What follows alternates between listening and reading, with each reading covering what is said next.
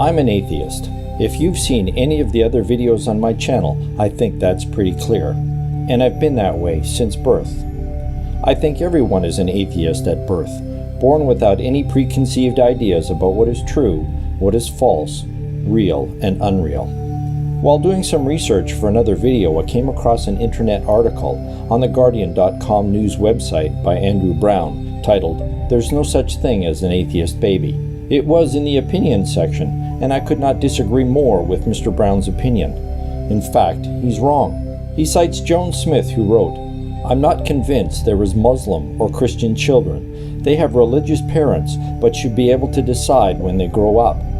He even quotes Richard Dawkins establishing a secular baseline. He states there are no atheist babies, and certainly no agnostic ones. Mr. Brown thinks that he has two solid reasons why this is so. The first relates to ethnicity. Like the blank slate of a baby's religious ideals, he asks if that blank slate also applies to heritage or ethnic background.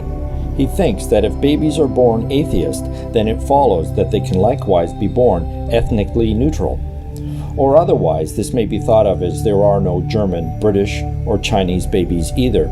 He simply states, but the fact remains that babies are entirely anchored in the world by their parents. But that's only partially true, isn't it? Let's do a thought experiment to prove my point. If you remove a newborn from a Chinese family and place that baby in the home of a secular, non-Chinese family, that baby will grow up anchored in the world by the new parents, as Brown suggests. However, that baby will still be Chinese.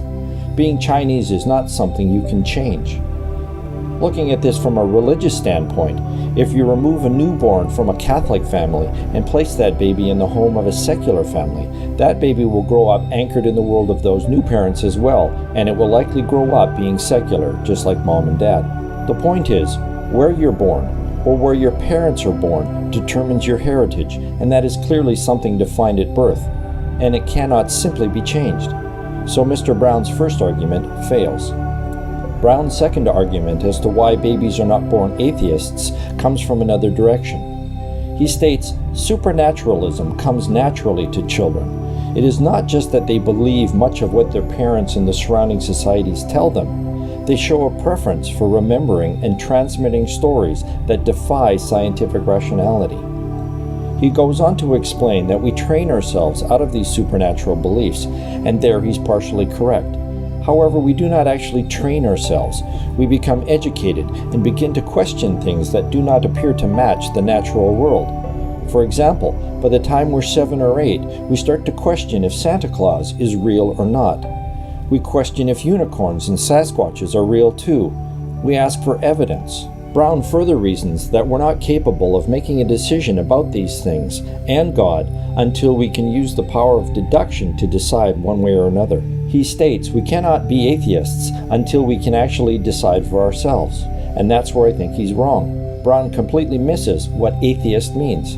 He even demonstrates this in another article he's done, seen here in this clickbait ad on the webpage. But let's envision two children. Jimmy lives in Springfield, America. His mom and dad took him to church every weekend, and he attended Sunday school on a regular basis. He even went to Bible camp in the summer. Jimmy believes in God. Ricky was born in Malmö, Sweden to secular parents. He never went to church, Sunday school, or attended Bible camp. Ricky was born without a God and was never taught about God. Ricky is an atheist. What's the difference between these two kids? Was Jimmy taught to believe in God or not? And if he was taught, what was Jimmy's position before he was indoctrinated into mom and dad's religion? He was in a blank, unknowing, unbelieving state.